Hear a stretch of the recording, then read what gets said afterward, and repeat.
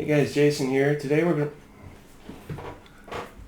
Hey guys, Jason here. Today we're going to be looking at some tactical stuff, and in particular things regarding movement within tactical games. I hope this will become a series of videos regarding tactical things. No guarantee on that, but in future videos you can expect to see something dealt with regarding weapons ranges amongst comparing tactical systems, possibly even game mechanics within a comparison of tactical systems. This one in particular is going to be regarding movement, as already stated. And there are a number of tactical systems which we can look at. In fact, no shortage of those. Space and time, pun intended, will only allow me to look at so many of them. I can't do them all. So that's not to say that the ones that I don't look at, the ones that are disregarded, aren't worth looking at. I don't have time to do everything. What I plan to look at is some systems that are perhaps more popular amongst the kids and have been around for a while, etc. So that said, I've got 6 tactical systems we're going to take a look at. Those include Advanced Squad Leader, Lock and Load Tactical, Combat Commander, Advanced Tobruk System, Old School Tactical, and Conflict of Heroes. And what we have here in front of us is this little American paratrooper. His name is Fred. And what Fred needs to do... You alright, Fred? He's good. What Fred needs to do is get from here to here. Well, he doesn't have to, but he'd like to. Now, which system would allow him to do that? Well, that's what we're going to look at. So, things to bear in mind, and this is something that I've tossed around in my head for a while, but never really sat down to crunch the numbers and see how this would work out. It looks like across the board with the aforementioned tactical systems, you're looking at roughly a 2 to 4 minute window. So we're looking at an entire turn, right? Again, 2 to 4 minutes on average. I guess you could say 3 minutes, right? Well, for instance, ASL is considered to be 2 minutes of real-time lock and load tactical. You're looking at 2 to 4 minutes of real-time, etc. Roughly the same, though, throughout the system, so not too much discrepancy there. Then we have to consider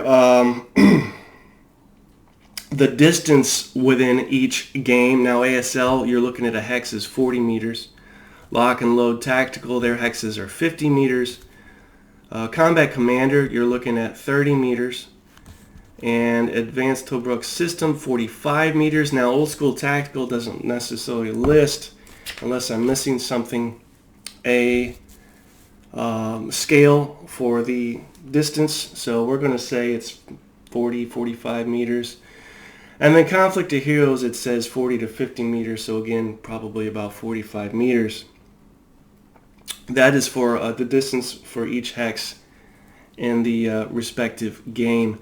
Now, when I translate that to this here that is laid out, it's just going to be straight meters. So, and that is also respective to the particular game.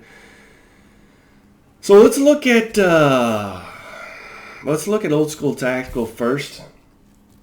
How far do you think this guy could go in a game of Old School Tactical one turn? 1 hex, 2 hex, 3 hex, 4 hex, 5. Take your bets and then we'll get into it. In Old School Tactical, this guy could go 1, 2, 3, 4 hexes. That puts him about right there. And the reason for that is, I don't know the reason for that, but that's just how it's set up. Now, the movement factors are that which is printed on the counter. I would also add that in a turn, you can only move once. You cannot double move, so you can't double his movement, which is what I guess double move means, right? You have leaders in the game, but you cannot benefit from an extra movement bonus if you're attached to a leader. You can benefit in other ways by being attached to a leader, but not when it comes to movement. So in a game of Old School Tactical, you're only going to get to here, and that's not as far as we need. Now, again, the way I have this framed is not a judgmental thing, well now, oh, okay, old school tactical sucks, don't play it because you can only move that far. This is just a demonstration of how far you can get meters wise. And so again, this would be about 45 meters, right? So now we've got, no, that's wrong. 9 times 45 meters. No, that's wrong as well. 4 times 45 meters. That's about how far you could get. So then that brings us to, is that confusing enough for you? It should be. What's next? Let's start over here. Let's go back. I'm going to wear this guy out. Let's try Combat Commander. Now, how far do you think you could get in Combat Commander? And with Combat Commander, don't recall offhand, but looks like, let's go to 14 as it starts pouring down rain here in the rainforest that I live in. What does it deal with the movement? Movement costs, blah, blah, blah. Moving together, movement restrictions.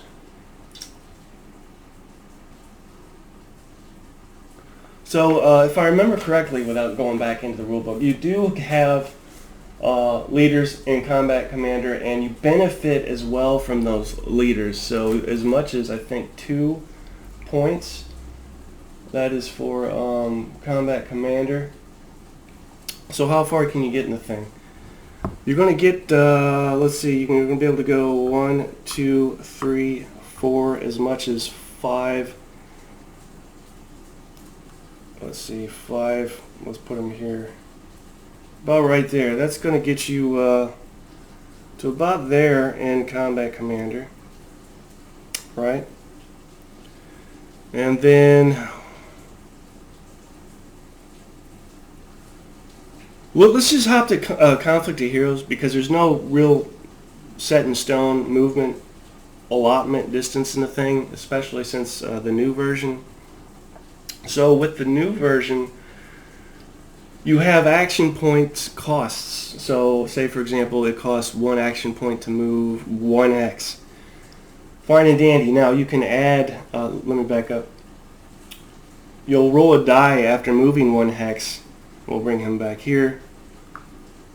You'll roll a die after moving a hex to determine if you're spent or remain fresh. Now if you remain fresh, you can conceivably move again in that turn. If you are spent, you're done for the turn. So based on my math, when you move a hex during a turn of Conflict of Heroes, there's a 20% chance you're done. Otherwise, guess what? You can move again and another activation.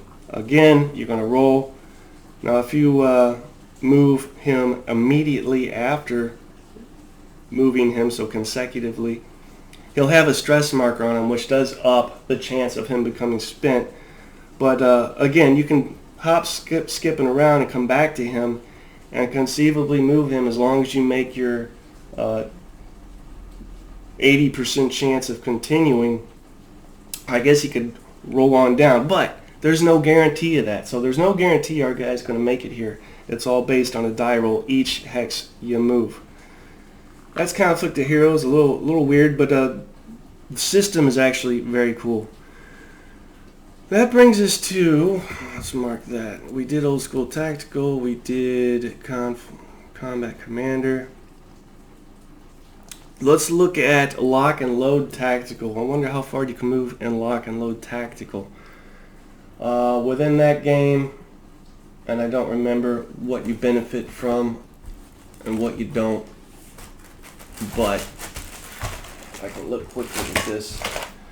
I want to say you do benefit from a leader bonus. Let's go quickly to page 31 and see leaders and combat leaders.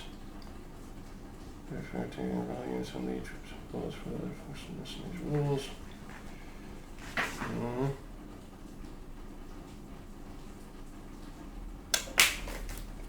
I'm not going to be able to find the particulars now either, but after crunching the numbers earlier, Lock and Load Tactical is going to get you 1, 2, 3, 4, 5, 6, 7, about 7.5, so about right there. Not quite 8. That's lock and load tactical. Let's run you back to the beginning.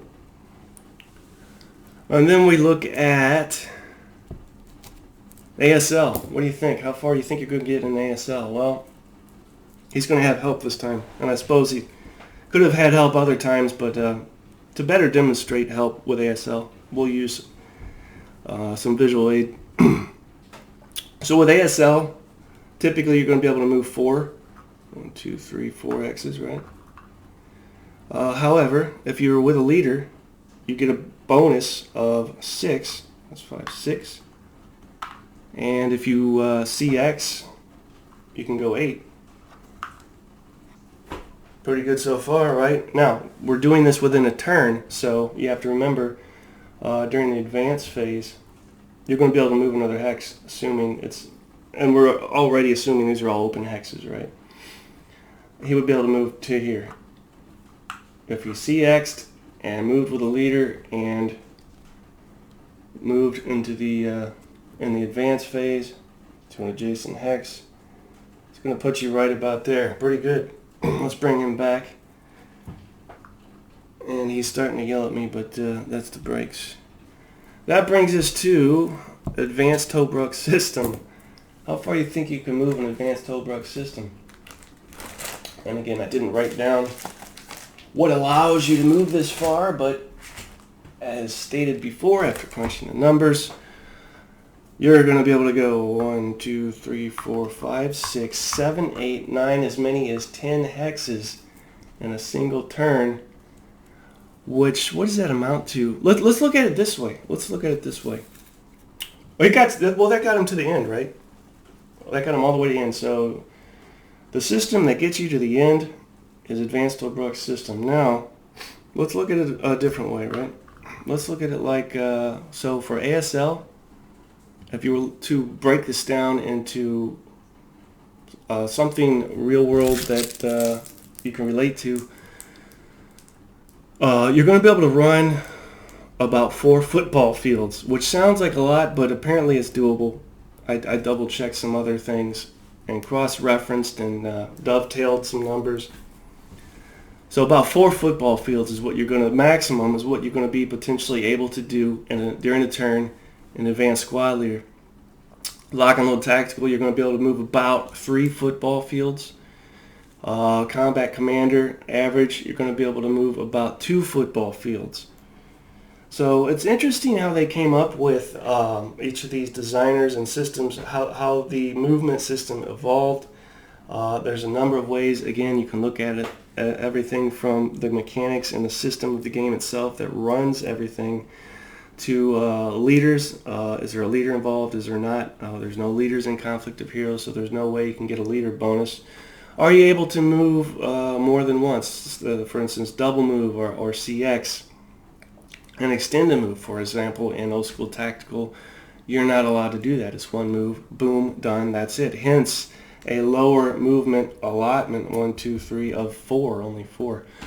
Now, again, you can argue amongst yourselves which one is more realistic, which one isn't, but I think it's a waste of time because, again, it comes back to the things that are worked and baked into the game, modifier-wise, etc., things I've already mentioned, which will explain why or why not a unit can move as far as he can.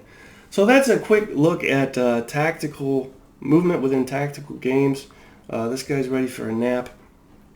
In potential upcoming videos, we'll look at weapons ranges and see which tactical game systems max it out and which ones are kind of snubbed and shorted out.